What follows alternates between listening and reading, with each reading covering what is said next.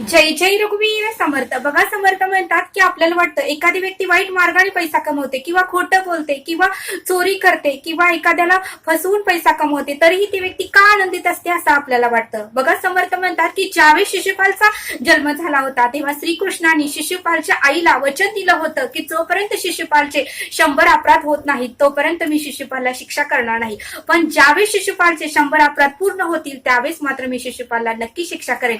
आणि मग मात्र शिशुपालचे 100 अपराध पूर्ण झाले त्यावेळेस मात्र श्रीकृष्णाने कोणताही विचार न करता आपलं सुदर्शन चक्र काढलं आणि शिशुपालला मृत्यूदंड दिला.